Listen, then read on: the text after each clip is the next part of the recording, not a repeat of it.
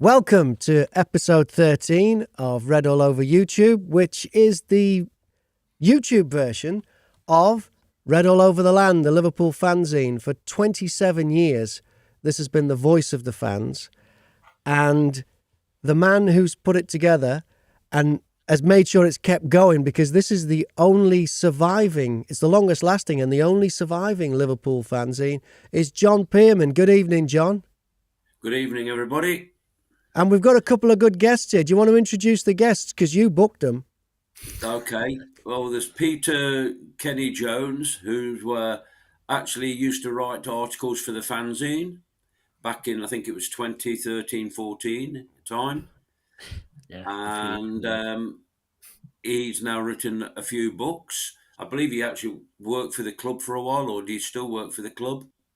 I've done not necessarily worked for them, but I've done a few articles like the magazine, the programme and that as well. That was a couple of years ago, but yeah, I've done. Well, I've been everywhere when it comes to anything written for Liverpool. I think I've had a say somewhere, I think. And there's Luke, who has actually written his first article for Red All Over the Land, which will be in issue 291, and that's touching on the touchy subject of the ownership. Okay. But I think after last night, it's St. Valentine's Day, and I think everyone's in a happier mood. So, but yeah, these two lads, I've met Peter, I've not met Luke, but now this is the first time face-to-face via a screen. All right. Well, a little bit later on, we're going to find out about Peter Kenny Jones' new book, Crossing the Park, which is about players who've played for Liverpool and Everton. And there's even a chance to win the book. If you're watching this live, you can comment and I'll read your comments out. If you've got something to say about, if one of us is talking shite, then, just let us know. And we'll get to that a little bit later on. We'll find out more about what you're writing in, Luke, as well. But I think we should start with the derby. John, first of all, what did you make of it? Well, it's a lot better. It wasn't perfect. Don't let's run away with the idea it was perfect, because for half an hour or so, I think there was a lot of tension about. Certainly, it was just kick, bollock, scramble, wasn't it, at the beginning there? It was, and it needed something. And I was actually sitting on row 5, or standing on row 5 of the Kop, so I didn't actually realise that the Everton centre half had headed the ball against the post. I thought it had been cleared, but what was it? 15 seconds later, it's in the back of the net. And I have heard that Jordan Pickford has been spotted somewhere, because I don't know where the hell he went. I was sitting behind the goal, right behind the goal, and I wondered where he'd gone. But anyway, I was quite pleased, because if you want anyone to make a bit of an error, it's at this moment in time, it's Jordan Pickford. And I think Andy Robertson had a word with him at the end of the game, but I'm not sure what was said. Oh, I don't know. They seem to be smiling to me, John. I don't know. Yeah, it was a bit of a loving. Yeah, there's a lovely picture of somebody from the Goodfellows when they were in the bar, and it got Robbo's head on one of the gangsters. Yeah, it looked quite good. I can't remember the gangster's name, but I've watched the film enough times. But so I thought it was better. And then once we scored, I felt we controlled the game completely. Everton never really threatened, and it doesn't matter to me how Everton play, but I got the impression that they threw the towel in and were pleased it was only going to be 2-0. They didn't want it any worse. They didn't come at us. I think Ali saved one header, and I think even my age, I could have stopped that. So yeah, and the other good thing last night was the crowd finally seemed there. Looked great on the TV. The Kop was in full flight. Looked great. Yeah, I mean, it wasn't stage managed, although one of the fan groups, Spinecop 1906, had basically asked people to come and bring the banners and all the rest of it. But more importantly, they brought the voices. And there's nothing looks better in football in this country than all the banners on the Kop. And when they're flying around, and it's great. And we should have that. We shouldn't have to appeal to fans to do it. It should be a natural thing. And hopefully next week against Real Madrid, and possibly more importantly, when we play Wolves in the league, let's have it again then, because we've got to start performing every game, every week, every game.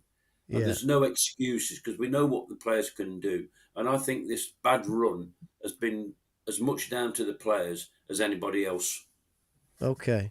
All right. And you were there, and last time we did Red All Over YouTube, we were talking about chants that away fans direct at Liverpool fans and the city of Liverpool, to be honest.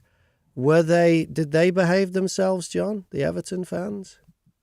Well, I'll be honest, I was on the cop, and there has been footage of them doing something, and I heard reports of them causing a bit of damage along the Anfield Road before the game, but I couldn't pick out anything that they were doing or saying, simply because of the noise from behind me. Arla. Yeah. Whether Luke and Peter could hear anything or have anything to say on that. Yeah, did you guys hear anything from them this time round? Go on, Luke. Sorry, go on. No, sorry, Peter. Go on, it was similar to John, really. I was in the upper Kenny, so it was so loud, you didn't really hear much, to be totally honest. It was a bit of silliness after the game, sort of past the King Harry down towards Kirkdale Station, but nothing kind of unexpected, really. I don't think there was anything, unless you know anything, Peter. I don't know. No, not only from my uncle's a blue, so I went with my dad and we met my uncle before, and he said there was like murderers chanting that round by him, and he's obviously a lot older than most of the people who were singing it and knows maybe more about what happened or whatever. It's not the place to go into all the story behind it, but obviously there's no place to be singing songs like that, is there? And he was shouting around them. It wasn't a majority, it was definitely a minority, but it was definitely still there. And like as you say, it's sad how that's what this rivalry's come down to, hasn't it, really? A bit of abuse like that, it's not really part and parcel of what the game should be about. We're singing about them going down, and of course that's going to wind people up, but it's a football song at the end of the day. That's harmless, isn't it? Exactly, yes. There's lines where you don't cross us there, and I think, as I say, I never heard it. I was at the back of the cop, so I probably heard even worse than John, but yeah, I never heard it personally, but it was there from what my uncle said. And what did you make of the game? Oh, well, relief won it, I think. We go into most derbies thinking, we just need to win, and we never seem to. But this one, it felt like a real fear that we could lose. And, as John said, it felt like just from even before kickoff, everyone was up for it. Like we all knew that we had a part to play in the ground. And then that went straight onto the players who were obviously up for it as well. They did a couple of days off. They did a long training week ahead of it. And I think you could tell they just looked fresh. They were pressing and they were feeding off us. And there was a couple of little moments before we scored where we give a ball away and you could hear a couple of groans. But I feel like the majority of the fans were like, no, we need to get behind them. This is a massive game. And it definitely worked. And after that first goal, it's fine margins in a football. That if it doesn't hit the post, they score, we could lose 1-0, and that was the worst performance you've ever seen. And it was probably going to be very similar to what we saw anyway. But you just hope that this will give us the confidence to go on, don't you? And I think they were killed by the fact that Calvert-Lewin wasn't there. I think that Sims, it's hard to comment on him. He's only a kid, but I just felt like they couldn't keep possession. The ball just kept going past him. We had it back, and it was like 30% of the ball they had in the first half, wasn't it? And then as soon as we got that second one early in the second half, I think, as John said again, it was pretty much game over. I think we were happy to try and keep a clean sheet, and they were happy to keep it at 2-0, and the game just kind of petered its way out. But we'll definitely take that, and as you say, we go into Newcastle, which is a huge game, and then Real Madrid and City, Arsenal, everyone's coming up in the next couple of months. So we just need to take, however we can get a win, we need to take them and just keep that energy up from the fans and the players. Mm-hmm. What are your thoughts, Luke, on the game itself? Yeah, I thought on the way, my feelings on it before the game, in the morning I was very nervous about it. I didn't feel very easy about the game. And then the closer we got to it, I felt more and more confident. And I saw my mate who's a blue on the way to the game, and he just looked white, pale, because, he was just thinking, and he just said to me, I hate coming here. And I was like, well, no one's made you buy a ticket. But, he got it. And, yeah, that kind of filled me with a bit more confidence, to be honest. And I feel like you say, it went on, It was a bit scrappy for the first 30 minutes before the goal, but it was progressively moving more and more towards Everton's goal. Yeah. And because that's not unusual for it to be scrappy at the beginning in a derby. no, is it? exactly. No, exactly, yeah, exactly.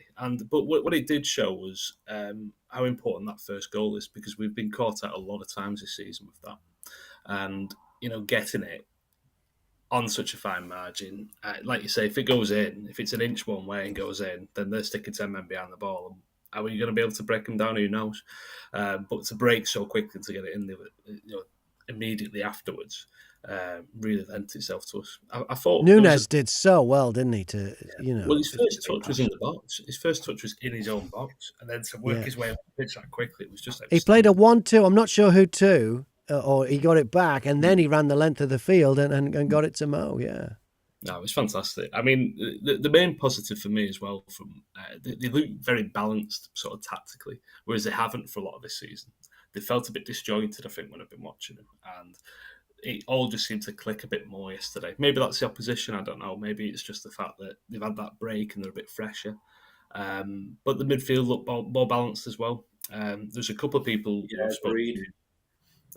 spoke to who've actually said that maybe they look better without Thiago there, which is a big shout because he is absolutely fantastic. And the obvious argument against that is the fact that he did so well last season and we did so well last season.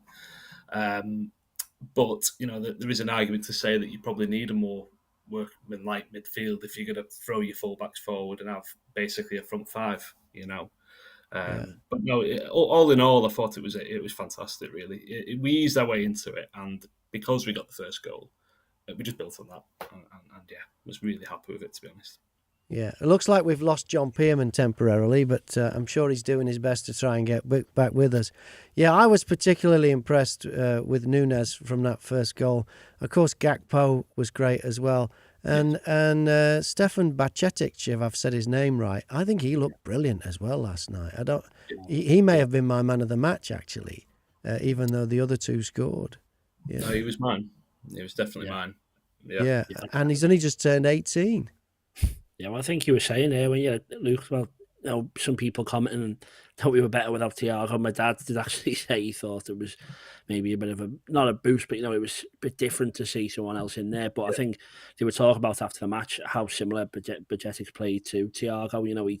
He seems like Thiago with 10 years more legs on him, doesn't he? Which obviously he's only 18, but how fresh he was, and he's not scared to put a big tackle in, which I think when we first signed Thiago was probably the biggest surprise for all of us, because we just thought he was going to be maybe a tippy-tappy centre mid, but the tackles flying in from Bajcetic, and I think Klopp said after as well, he was a centre back that they've convinced to play number 6, and in his first time he's ever played in a more attacking role, the number 8 role as they call it, and I just think for him, that's the first time he's ever played that position. He does it in the Merseyside derby and then goes and gets man of the match, I think, from the club. And I say many of us watching would definitely agree. I think, it's definitely exciting to have someone like him. And we're supposed to be spending big in the summer for the midfield.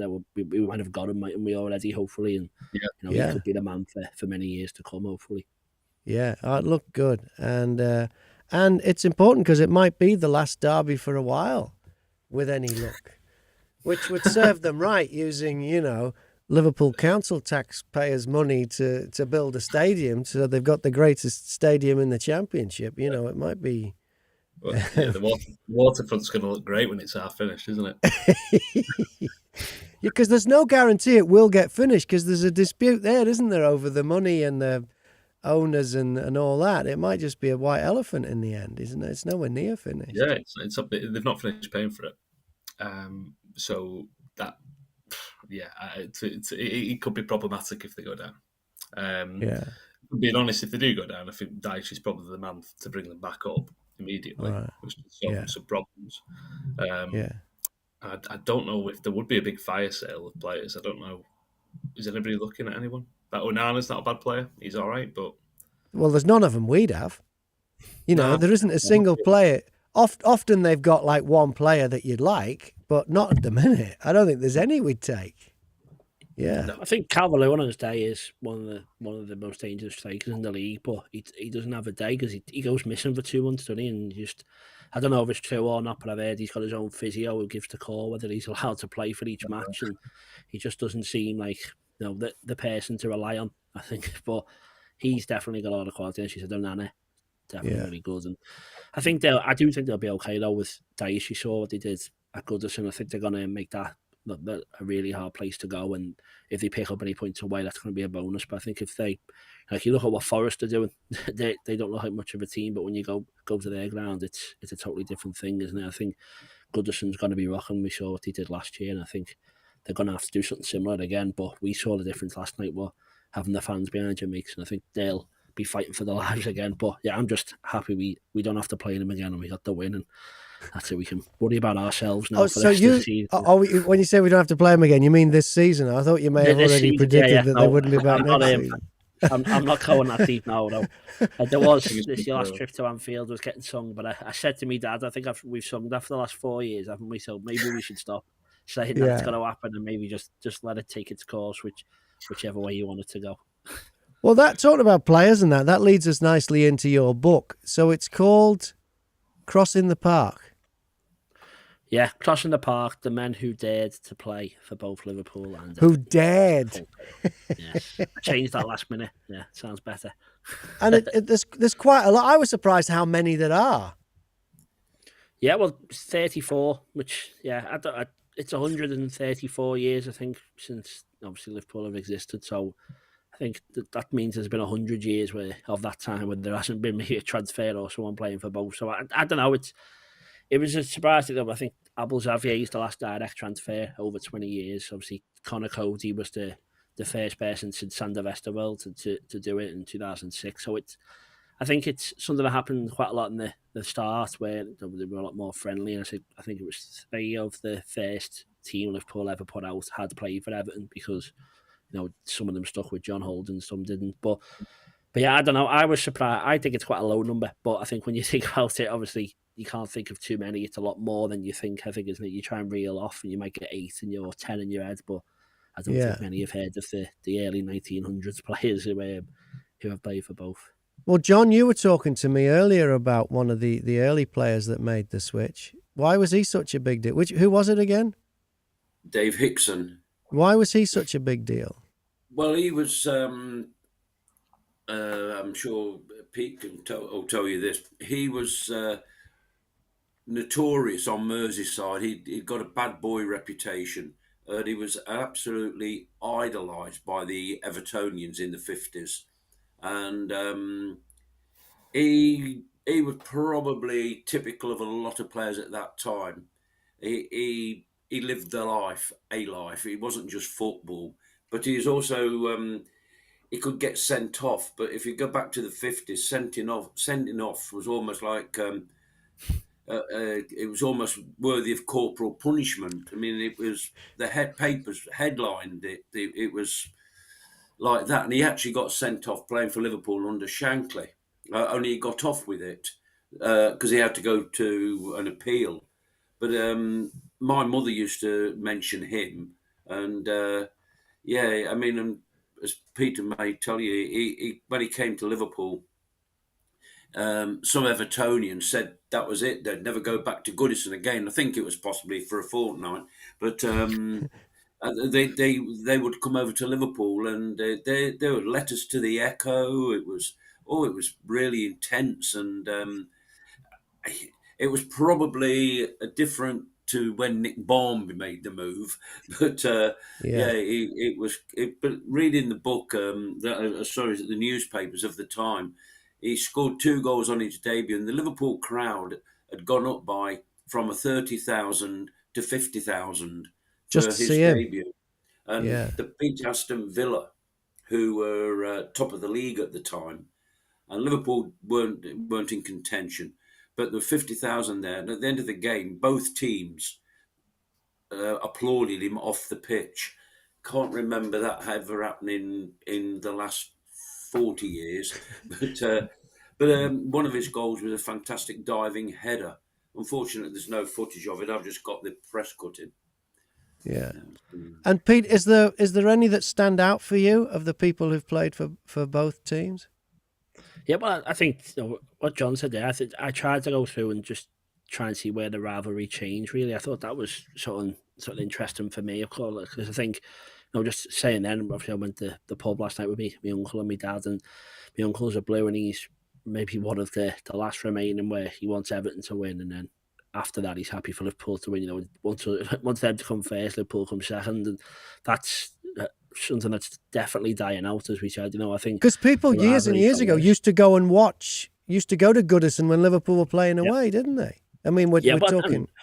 It's money in the game as well. As you couldn't afford to go away, so you go and watch the other side. But now you can't afford to watch both. Like you're paying 40, 50 quid to watch one. Imagine then go and do that in the alternative weekend, and then obviously it's just changed a lot. And I just tried to see when it has changed. I think Dave Hickson was a good one to bring up because he was one of the first ones where there was animosity around the decision, and you know, as John said, there was Everton fans outraged, there was Liverpool fans outraged because they didn't want him either, and it's changed a lot over the years. And as you say, Nick Barmby was probably enemy number one when it comes to looking at the players, but then Abel Xavier came the year after and no one cared. So it all depends on who the player is, what the scenario is around it, and it was. Sorry, Nick Barmby uttered them infamous words, didn't he? I want to play for Liverpool, and that they're all. I can remember it well. Riots on Merseyside, almost. Yeah, and he scored. That's what he was saying. He got like police escort to and from the derby, and then he ends up scoring. So he probably had to have a few more police escorts after that as well. But even like Abel Xavier, you think against, I know I've said him like 4 times, but he was saying like he had to move house because he felt he wasn't safe playing for both sides at that time. It's just mad looking at them all. And then you see Conor Cody now, and he said that the best moments he's had in football was the feeling after scoring the goal at Goodison, and it was ultimately disallowed. But you know, he seems like he's just really trying to make sure Everton fans know he's fully committed to them, and you know, he definitely is. I'm not saying he isn't, but you know, it's all the politics around it now. It's totally changed, and then. Even I spoke to Rafford as well. He did the forward for me, and I know. How did you get that? Knocked on his house quite a few times and got friendly with his mate, with one of his maids who helped me out. But I'm not sure if he saw the quotes when from the forward went around a bit yesterday, and he was saying how he basically has got split loyalties. He supports both teams. He likes both of them the same. He can't pick a favourite, which I think shocked me when I saw. You don't think he's just being diplomatic there? Well, possibly, but I don't think that's going to win over any Everton fans, whatever he says. So I think he's probably just going to upset more of us anyway. So, but I think you know it's interesting to see how everyone takes it basically, and that's what I thought was interesting. There's someone called Arthur Berry who made the transfer in 1909, and like I'd never heard of him before. Obviously, before I did the research, but he's the only player to have played for both clubs on 2 separate occasions, and he was scared to make the move because his dad was part of the board at Everton, and then he didn't want to go to Liverpool and upset him. And then he was one of the first people who really like viewed it as a rivalry. And then, as you say, it got worse and worse over the years. And then you see like people like Steve McMahon, who the Everton fans hated, and then going forward. And it's an interesting one, and like it was just something I thought would be interesting to look at, and hopefully, if other people read it and agree, they'll say the same. But if not, it was just nice to learn the names of these people. And I think, we'll look at Conor Cody and he'll fill column inches for ages whenever he plays Liverpool now because of how he used to play for them. And I think every single player in that list deserves to be looked at because they've all made that quite unique journey. And I think in Conor Cody, he's probably the last one who will cross the park if they do head into town. It doesn't sound quite as good, does it? Getting the train into Central and a small walk over, it doesn't work quite as well as crossing the park. So, yeah, I think it was a good time to do it, and hopefully people will agree. Yeah. Sam Walker has been in touch. He says, looking forward to the book, Pete. So when is it out? It's out in April, 24th of April, and I've got a book launch in Hotel Anfield where Kevin Sheedy and Steve McMahon are coming as well, and they're going to talk about playing for both sides. And then there's like a Q&A doing with Empire of the Cop there as well. So people want to come to that, tickets on Skiddle, or if you just go on me Twitter handle there, it's everywhere. I'm sharing it a bit too much at the moment, but what is your Twitter handle, Pete, so we can find it? Yeah, at Peter Kenny Jones. So okay, and they can find out about the launch night. That does sound like a good night. It's all there. Yeah, and on my website as well, I've got like stuff you can pre-order, which is only available there, but obviously you can get it Amazon, everywhere else, bookstores. But if you get it through me, I get more money. So okay, and Steve McMahon's going to be one of them there. Because we had. McMahon, We had Steve McMahon at Hotel Anfield not that long ago, didn't we, John? For our, it was the 27th birthday of Red All Over the Land. And a little bit later on in this broadcast, you can find out who our next big guest is at our next live event, and it is a Liverpool legend. You can't find out who the one is after that because we're bound by some contract or lack of contract, aren't we, John? But it is confirmed, but we can't say who the next one is. Right, but we are going to reveal the one we can reveal. All right. Hey, thanks, Pete. Luke, I'd like to talk about this thing. Now, if I said this right, Libero, the thing you're involved in. Libero, yeah. Libero. Yeah, Libero. Okay, Libero. All right. And tell me about this then. Because not only are you writing for the fanzine, you're writing for this as well. And this is a big deal, because it's pretty thick. Yeah, it's good for throwing at windows and stuff. Yeah, it's pretty hefty. Yeah. So I started Libero around 2019, just before. Well, and where does the name come from? It's his position. It's Italian for free roll. So if you think people like, it would be like your classic sweeper would be a libero. So Beckenbauer, Scirea, people like that. You know, Alan Hansen to an extent. So yeah, I started it in late 2019, just as a sort of avenue for more of my writing, really, almost as an online blog thing. And then we had the pandemic, and I was looking for a bit more of a passion project. I'd been reading a lot more, writing a lot more, and kind of realised that print was where I wanted to be at. And yeah, we with my good mate Jack, who's a fellow Red, he was at the game last night, Cop End. We set it up. We got a Euros edition out in time for the 2021 tournament, the delayed tournament.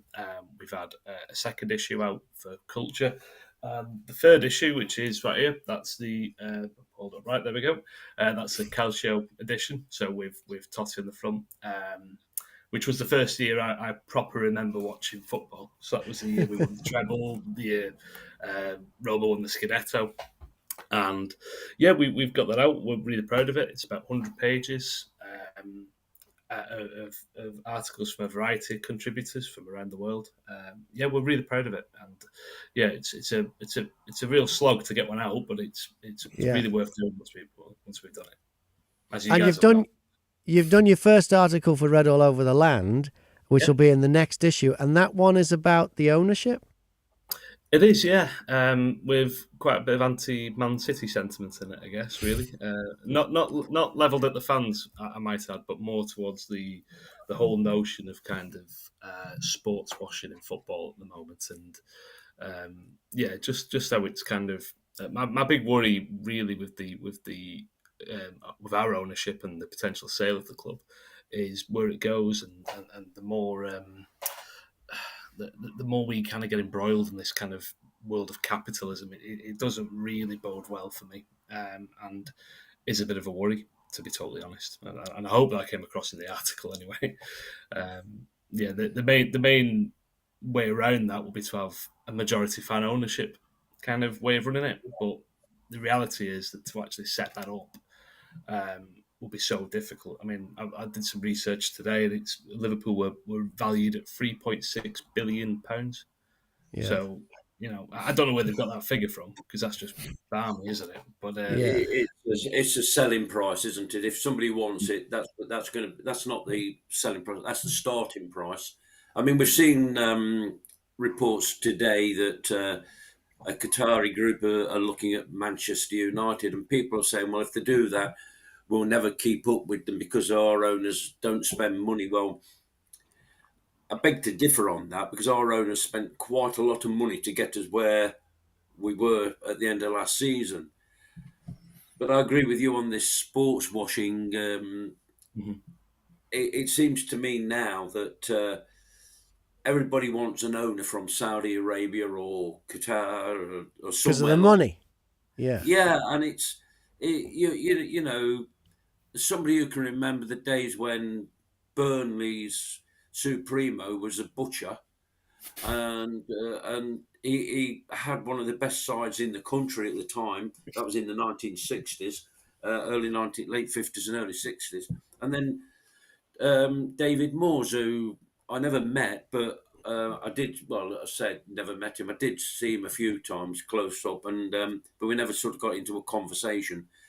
But you know, when he was running our club, he possibly, if it hadn't been for Abramovich coming in at Chelsea, he was possibly able to keep Liverpool competitive because, you know, we went on to win we won the treble.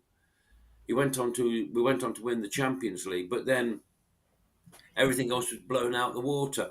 And I remember speaking to Rick Parry just before it all happened, and he said football has now got its sanity back, and transfer fees were levelling out. But I think you mentioned Jack Walker of Blackburn Rovers, who possibly started to show if you've got the money, you can go and get what you want. Because Blackburn Rovers were a championship side. They had the manager, I can't remember his name offhand, but no player would go there. Jack Walker was saying, I'll buy you, but no one would go there. Then suddenly he got Kenny Dalglish and there's a queue halfway down the Darwin Road. You know, players wanted to sign for Blackburn Rovers. You know, as soon as Kenny left, they left. And that was it. You know, the dream had gone. Yeah. Well, they lived the dream for a couple of years, but that was it. So, I mean, my personal view is I can't say I'm happy with the way FSG conducted business prior to the COVID season, as we call it, and also last summer. However, they shouldn't be condemned as failures, and people shouldn't be wanting to hound them out the club to get somebody who's a billionaire several times over from the Saudi states to run the club. And I still remain this socialist belief that we have at Liverpool should be maintained. Pete, what would you like to see happen with the ownership? I don't know. It's a scary one, isn't it? I feel like there's pitchforks out for whichever side you're on the arguments on this one, isn't it? I think, you know, there's a fair reason for, like, you know, it seems to be getting split between people who got a match, people who don't, people from Liverpool, people who aren't. I don't think it's not as black and white, that, of course. But it seems to be maybe the more local perception is that you want someone who is right for the club, and then maybe further afield that you want the money to keep up with anyone else, and that the two things obviously can cross over, but it's looking like it's quite hard to get someone who's maybe morally right for the club and also financially right to compete with Man City, Chelsea, whoever, Newcastle. I think what Spirit of Shankly were trying to do with the United fan group, I think, is the way to go. I think you can't have people from Qatar and Saudi Arabia who are also nice blokes or nice women or whatever. You know, they can overlap. It should just be whoever wants to buy the club, FSG sign them out. If you think they're all right, then it goes to Spirit of Shankly or whoever else they want to have representing the fan base, and then they have a say as well. And then if the two people don't agree, then they don't buy the club, and you find the next one. You know, I'm sure there's a lot of people who want to buy the club, and it's the asking price might be too high, whatever. But as you say, if FSG stay, I'm not pulling my hair out in desperation that we're not going to be able to compete again, because, you know, we bought Darwin Núñez in the summer, we just bought Cody Gakpo. It's not like we're scraping around for championship players. We're buying people who are on the way up, which is what we've done since they've took over, and it's worked pretty well so far. So yeah, I think what they've done is saying, listen, we're happy to listen to offers. They're not saying we're desperate to go, where we've got no money we need to sell. They're just saying, you know, if someone wants to invest, if someone wants to buy them, we'll listen to you. And if they find someone, I think as long as we get a say as well, then wherever they're from, you know, it doesn't matter where you're from. It's just if you're right for the club and if you can afford it, then that's fine. That's quite a broad answer. But yeah, I don't know who I'd want, but as long as they're right for the club.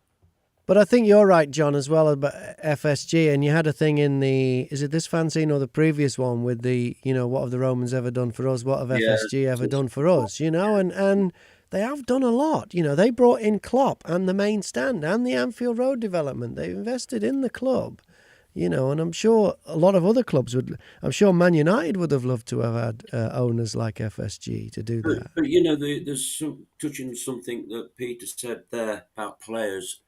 You get fans from across the spectrum. I'm not going to say it's the people who live down south or further up north or abroad. If you say to them, we've got this kid who's in the under 21s. He's 18 years old. I'm picking him next week. They'll say, we don't want him. We want that player who's going to cost 80 million. Somebody who's got the big name, you know, the next Messi and things like this. That's what a lot of fans now want. They don't look at the things like, I would never pronounce his name right, Bacetic. But what a player he's going to be. It's cost Liverpool coppers in reality. And that, to me, is the way to go. And that's what we used to do, isn't it? I mean, no one had heard of Kevin Keegan before he came to Anfield. No, but this is the young lad in he's played a couple of times, he's not been on lately because I think that's the situation we're in. Ben Doak. Yeah. He's going to be a very, very good player. It costs £500,000. There's a lad, Cade Gordon, sadly been out injured for 12 months. I think that's possibly growing pains. But he looked, but he played. You were at the game, Graham, when he played against Cardiff. He came on and scored. Was it Cardiff? And he was brilliant. You know, and then he got picked against Arsenal in a League Cup semi-final that we had to win. And he played for, I think, nearly an hour. He never let anybody down. There's another young lad in the under 18s, Cone Doherty. Trent Cone Doherty, and he's another one. He looks really, really good. But these players, 2 years' time, they might be the Mo Salah, the Sadio Mane, the Kenny Dalglish, if you want to go back.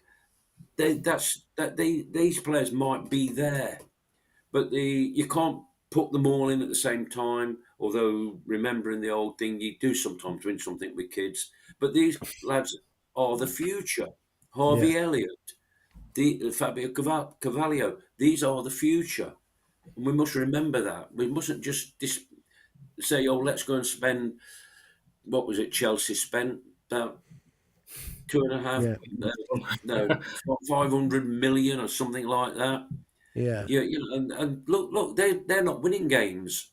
Tottenham Hotspur get a lot of criticism for their transfer policy. Well, one person gets a lot of criticism, but they've spent money, but they haven't. It hasn't worked. So you know that you can't say we're going to spend all this money and you're going to be something special. You're not.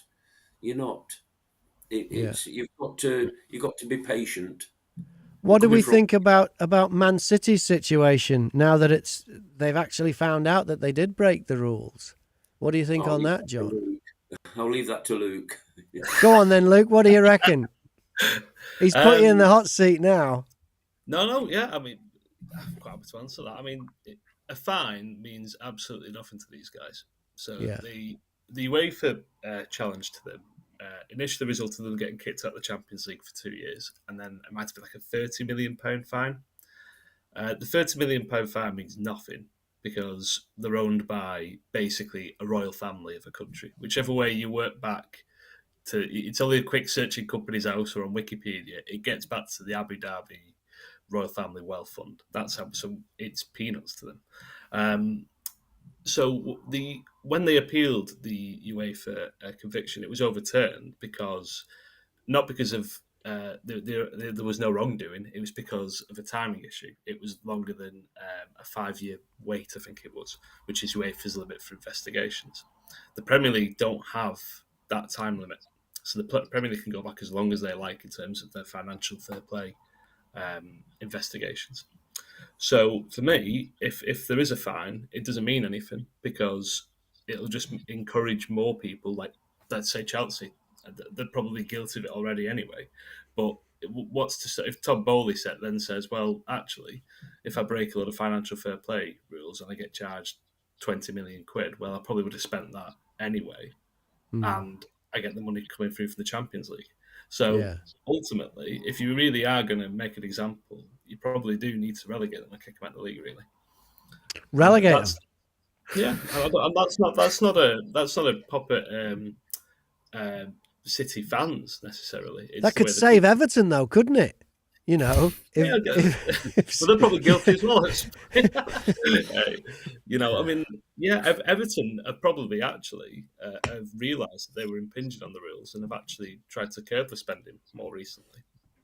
So, Yeah. is it all right for Everton to try and play by the rules, having probably broken them and then realised that they're going to get found out and trying to rein it in? But not for Man City. No, I think you need to throw the book at them. Otherwise, it really does go down a slippery road of finances, really. And Pete, yeah, do you think relegation's too harsh a punishment? I don't know. You put me on the spot. And we don't actually know what every instant is. Obviously, it's going back. There's 100 odd infringes against the rules, and then I think that one of the big ones is saying that Roberto Mancini was getting paid by I don't know what it was, another club in the Middle East for doing nothing at the same time, basically doubling his wages. So it's dodgy. Something needs to happen, and I agree with Luke where you can't just say even 100 mil. They just, that just means they don't buy Jack Grealish next year and they just buy him the year after, isn't it? So it's definitely, you can't do money about it. It's not, I think what we all want maybe deep down is for say, oh, well, we'll have the Premier League titles, but that's never going to happen either, I don't think, because it's going to be hollow victories and stuff like that. So the only things you can do is point deductions.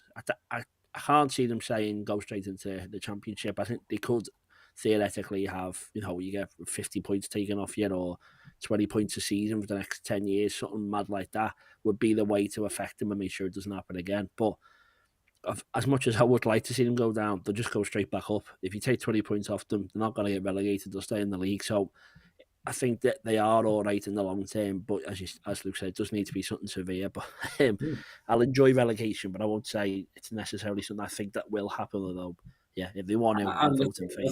I also think the problem is there's other clubs being at it as well. So Manchester City could quite easily start saying, "Well, all right, you've opened a can of worms. Let's really go for it now." But if the Premier League said, "Right, we're going to fine you 20 points next season," it probably won't even affect them. They could still go and win the league. That's how powerful they are. The thing is, it shouldn't. When these people come in, they should be made fully aware of what the rules are. Clubs go spending money. They get into the Premier Division. They go spending money like hand over fist, and you wonder how the hell they can sustain it. Mm-hmm. Look at Leeds United some years ago when they lived the dream. They were buying Robbie Fowler and paying him all this money, and Robbie Fowler saying thank you very much, and they were doing nothing. The club was basically broke, but they thought they could buy success, but in reality they couldn't. They haven't got the power of Manchester City, but clubs. A lot of clubs are spending more than they've got, and I think that's not how it should be. But they've got these rules, and nobody will say to Manchester City, "We're going to relegate you." I don't think so anyway. I'll be honest. I don't think the Premier League have got the balls. Right. Robin Clegg, I hope I've said your name right there. Robin has been in touch, sent a message. He says Glasgow Rangers got relegated. Is that not similar? Yeah, they came straight back up. So it's just going to happen again with City. And they'll have the same squad. I don't think many of them will go and they'll come back up. Yeah, that's the way to do it. As Luke said, that is the way to stop other teams doing it. But when you've got that much money, then they're not going to sell the City. They're just going to come straight back up. And the likes of Jack Grealish, Phil Foden, and all that will probably stay for the 2 years and score 50 goals apiece in League One and then work their way up, and then they'll be back again. So I agree, but I don't see it happening. On Glasgow Rangers, actually, they didn't get relegated. The club basically was reformed.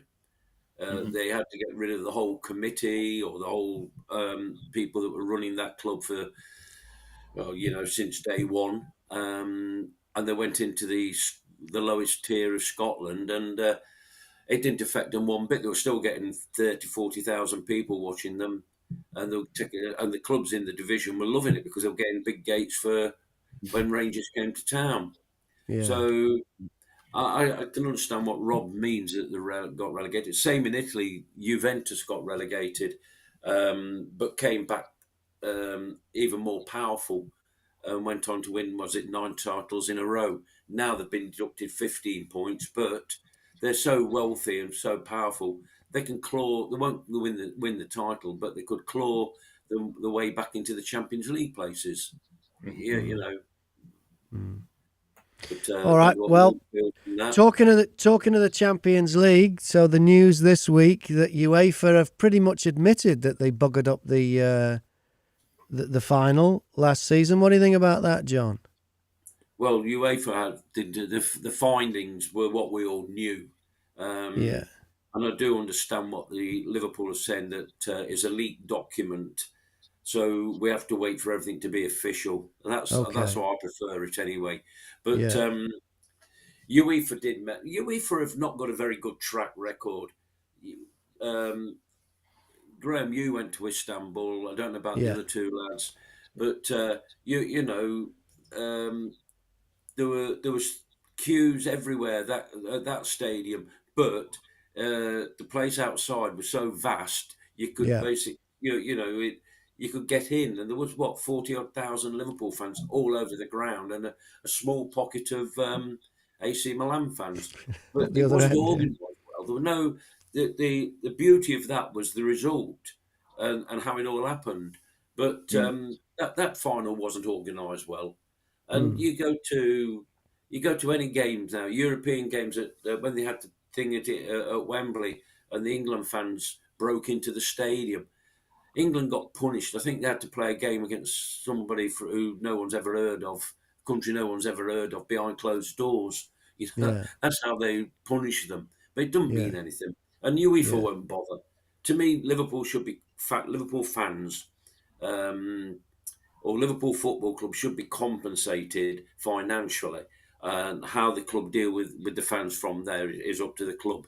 But I mean, you can sort of understand why certain clubs want a breakaway from UEFA, but they're the controlling body. They'll carry on, and it'll happen again. It might not be Liverpool there, but it'll happen again. The thing for me is with it. This goes bigger than football. It doesn't matter whether it's UEFA or whether it's FIFA or whether it's the police or the NHS or the BBC or whoever it is. If they're a big organisation, when things go wrong, the first thing they do is run for cover. I mean, we know from Hillsborough, what happened. They changed statements, for goodness sake, and then they lied, and and that was the police. Any of these big organisations, they just close ranks. And we've still not got justice from Hillsborough because no one has been held to account, and no one from UEFA will be held to account over what happened last year in Paris. They won't. And we're hearing about Met Police. There's one on the news tonight about the bloke that murdered them, and it's these big organisations. There doesn't seem to be the teeth anywhere for the NHS. With these scandals that go on with that. There doesn't seem to be when the people responsible for the cover up. Nothing seems to happen. Well, nothing seems to happen for the people who were wrong in the first place, and I don't know how we change that. I really don't, because it happens again and again and again, and it doesn't matter what the organisation is and whether it's private or public organisation, but they just seem to get away with it again and again and again on a huge scale, and people lose lives and lives are changed. It's just, I don't know how we fix that. I don't know whether there needs to be some overseeing, because they get to investigate themselves usually in these situations. I don't know whether there needs to be an overseeing organisation that looks for people who got in the way, who perverted justice and got in the way and stopped things like this, for the truth to come out. Well, one of the guilty parties at Hillsborough that never got taken to court or anything with the Football Association. Yeah. It was their competition. It was their trophy. They picked that ground. They didn't without a safety certificate. Yeah. Yeah, they didn't do any checks, but and they want it like the police and the papers. They wanted to blame Liverpool fans. Yeah. What went on in Paris thankfully, we're living in a totally different world. We've got the mobile phones. Yeah. People, and surprisingly, maybe I'm being unfair there, but Sky have come out and defended Liverpool to the hilt. Yes. Um, and that's not their normal practice, because I don't think they actually particularly um, have any love for Liverpool, but they've come out and defended our fans, and and quite rightly so. There are a lot of innocent people caught up in what went on in Paris. I wasn't there, but there's a lot of innocent people caught up in Paris who weren't actually going to the game. They were on these fan parks and things like that, and it's scandalous. But unfortunately, as somebody once said, a time the truth comes out, lies have gone all around the world. Yeah. Lies will spread faster than anything, and even now, people will still turn around and say it was our fault. Oh It's our yeah, fault. there But nothing will are, happen to and UEFA. bizarrely, a lot of the people who'll say that are fans of other clubs, which is Yeah. madness. We should be all in this together as football fans, because it could have been the fans of any club that this happened to, in all of these cases, including Hillsborough. Yeah. Well, I was there at the time, and we left to get to the ground 3.5 hours early, and we got blamed for turning up late by UEFA. That's what it was like. I don't know how early we could have gone. I got to help the stewards open the ground up if that was early enough for them. But it was a joke. And by the time we got there, our turnstiles shut, and we stood outside. We're listening to the opening ceremony going on, and like we're still not on the ground, getting chased, pepper sprayed by the police and all that, and then you see a big announcement saying, "Oh yeah, you turned up late, so we've had to push kickoff back." And it was a joke. But And there's 40,000 forged tickets and all Yeah. these other lies as well. There definitely were people trying to get in without tickets. That is a fact. I was there. I saw Okay. it. But there wasn't 40,000 people doing it. It was about 1 in every 10,000 people there. It was probably trying to think, I'll chance it, see what happens, which isn't right. And obviously that's not something that should be happening. But it wasn't on the scale that the French police and government went straight to try and say afterwards. But as John was saying, if you went to pictures to go and watch Harry Potter, you turn up 3.5 hours early, you miss the start, and you get pepper sprayed on the way in, you'd at least expect your money back. And that's why I don't get why I haven't had me 70 odd quid back for going to the match when I literally missed kickoff. We were waiting all season. We were trying to chase that quadruple. That was the last thing. Obviously, we didn't win the league, but that was the last game of the season, and that's how you remember it all. It was just it was a joke, and then as you say, there's got to be more done in order for this not to happen again, but also to compensate those who were there. But UEFA, they don't care. Their cup finals are all about them. It's all about the sponsorship. It's all about the hospitality. The pricing of the tickets is there to frighten the average fan away. Going back to Istanbul, we couldn't get we could get a bottle of Coke in the ground. They were having caviar. We couldn't get food. You couldn't go and get a pie. You couldn't get anything to eat. They were all having the caviar. They didn't care. And I've spoken to people who were in the hospitality suites, and they were saying that they were happy. They were fine. It was lovely, wonderful. The fans couldn't even get a bottle of water. That was how it was. Yeah. I think with Istanbul, a lot more would have been made of it. I think you mentioned this earlier, John, to be honest, but a lot more would have been made of how poorly organised it was if the results had been different. If the match. Well, the following year in Athens was bad, wasn't it? Yeah.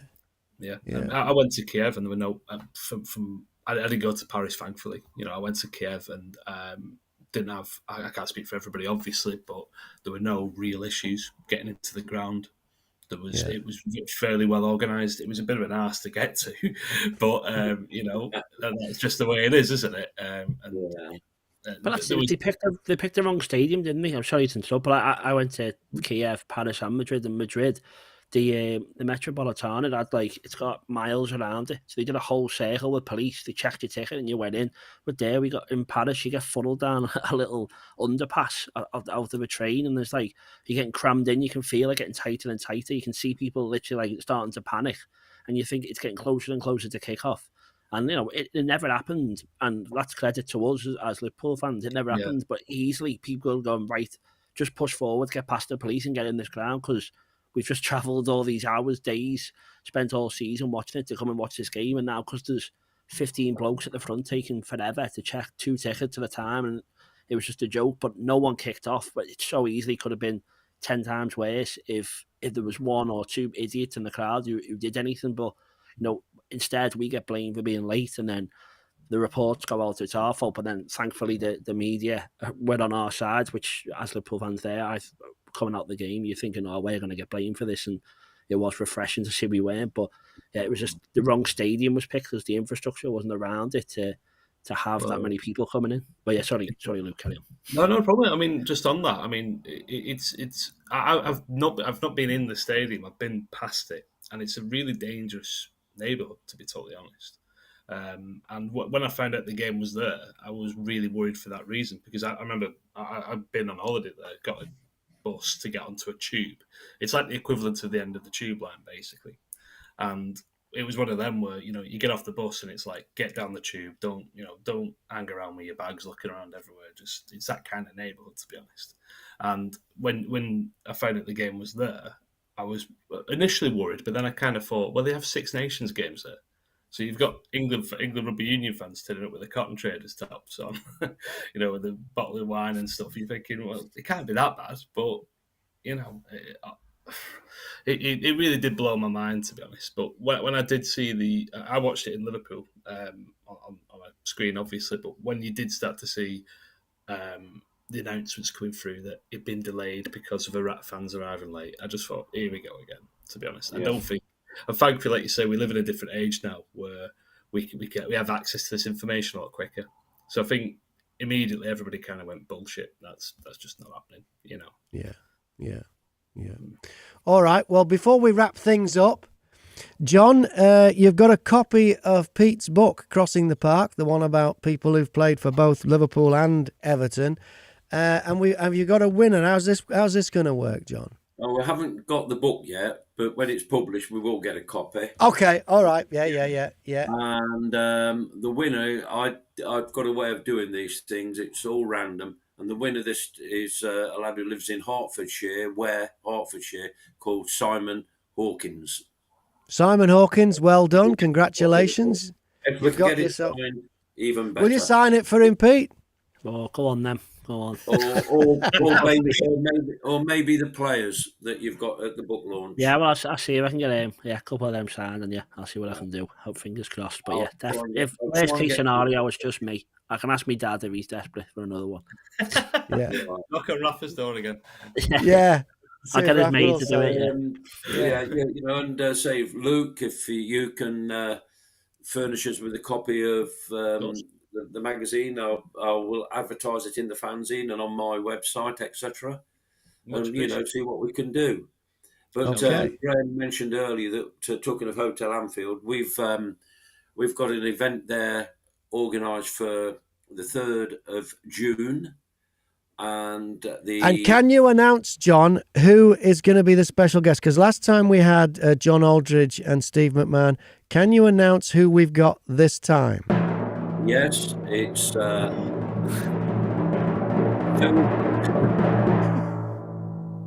Phil Thompson. Oh, Phil Thompson.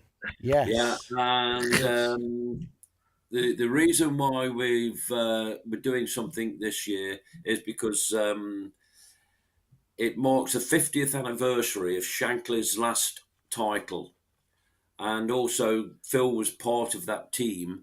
Only as a young lad. I think he only played about 14 games. But then, of course, we went and won the UEFA Cup, which was the first European trophy Liverpool have won. I think we've won a few since.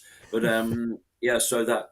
And also, looking at the Hotel Anfield, we're hoping to stage a programme fair there in the near future. Also, something to do with the Poppies for Hillsborough. We're working on something with Pete Carney to do that again at the hotel.